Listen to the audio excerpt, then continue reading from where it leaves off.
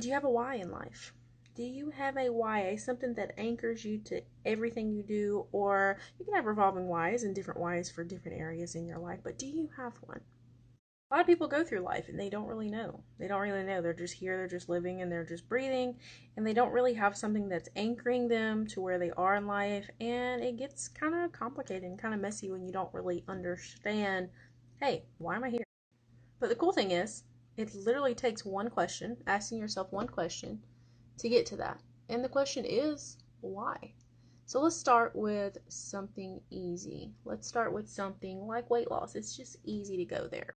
So you have a weight loss goal in front of you, and you need something to anchor you while you're doing this to get to the end point, because there are hard times along your journey, and you just need something to anchor yourself back to, okay, why am I doing this?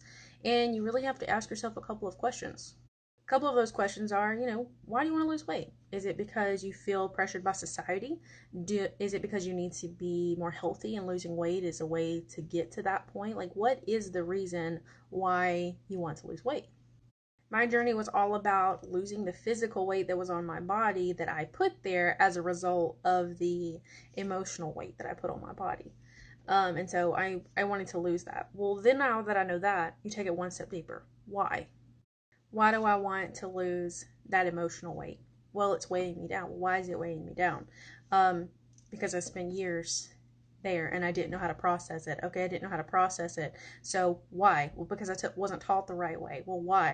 Why wasn't I taught emotionally how to process these things? Well, because my parents didn't know how.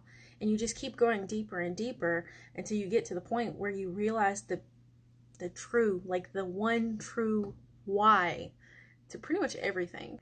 And at my deepest core, my why in life, and it pretty much every single question I ask myself, what it comes back to is to rise.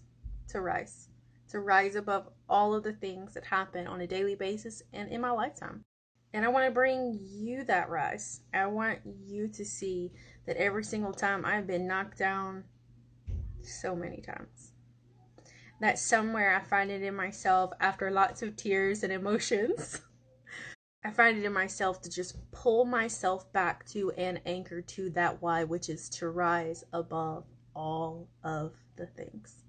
All of the things. So if you want to know your why, ask yourself why a million times and you'll find that answer.